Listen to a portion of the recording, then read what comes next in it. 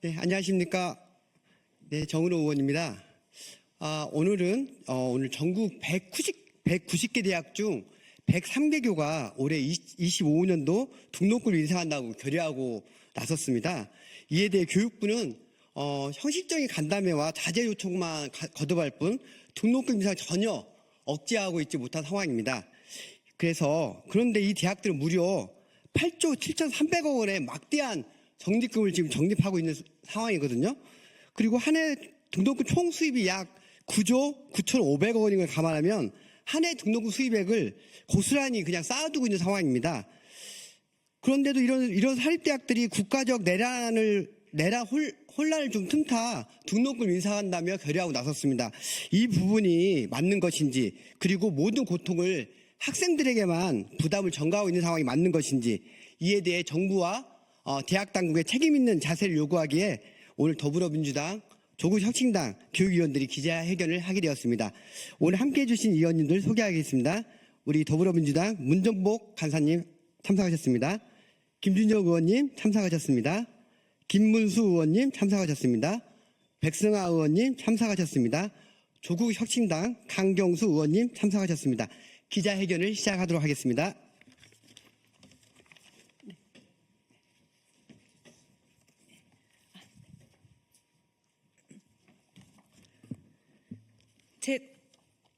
대학 재정위기 해결책은 등록금 인상이 아닙니다. 정부는 등록금 인상을 억제할 실질적인 정책을 즉각 수립해야 합니다. 대학 등록금이 다시금 학생들의 발목을 잡고 있습니다. 윤석열 정부의 무능한 국가 경영과 내란으로 나라 경제가 무너져 민생이 극도로 어려운 상황에서 사립대학들이 국가적 혼란을 틈타 기다렸다는 듯이 일제히 등록금 인상에 나섰습니다. 등록금을 동결하려던 대학들조차 갑자기 입장을 바꾸며 인상을 결정했고 2025년 올해를 기점으로 지속적인 인상이 이어질지도 모르는 상황입니다. 대학들은 재정난을 이유로 등록금 인상이 불가피하다고 주장합니다. 정말 사정이 어려운 중소대학은 충분히 이해할 수 있습니다. 하지만 전국에서 가장 많은 적립금을 보유한 서울의 모 대학마저도 등록금 인상을 논의하고 있는 현 상황은 도저히 납득할 수 없습니다.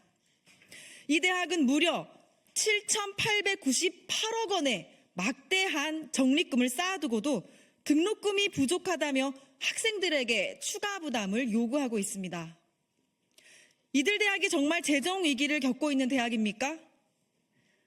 적립금을 쌓아두면서 학생들에게 등록금을 더 내라는 요구가 어떻게 정당화될 수 있습니까?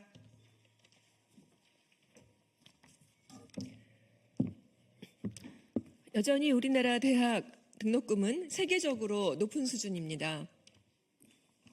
OECD 49개국 중 5위에 해당합니다. 높은 등록금에도 불구하고 대학 진학률 역시 74.9%로 OECD 최상위 수준입니다.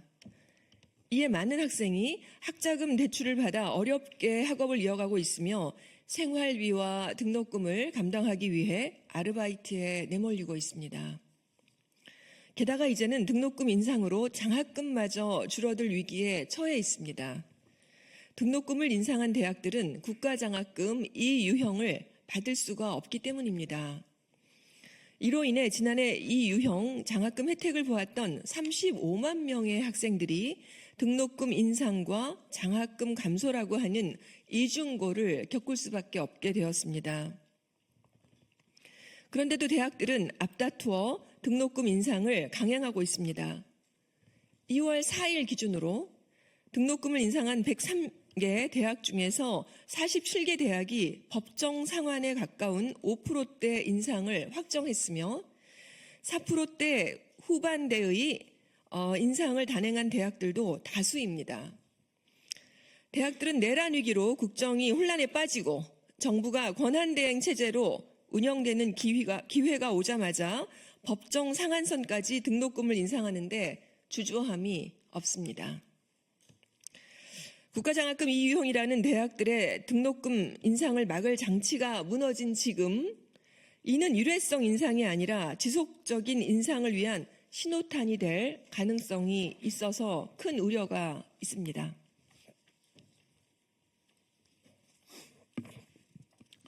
정부와 대학은 더 이상 학생들의 목소리를 외면하지 말아야 합니다.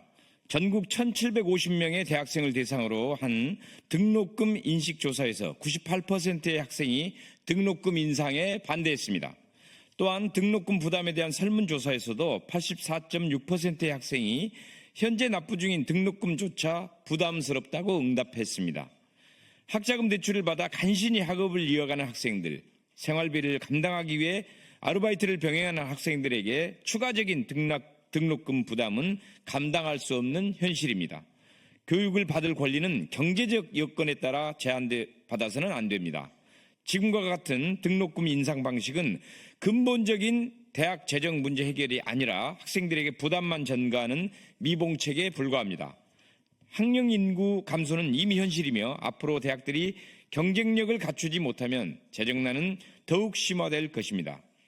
단순한 등록금 인상으로 대학 운영을 유지하려는 방식은 결국 학생들이 줄어드는 상황에서 대학 자신의 생존 가능성을 위협하는 행위일 뿐입니다.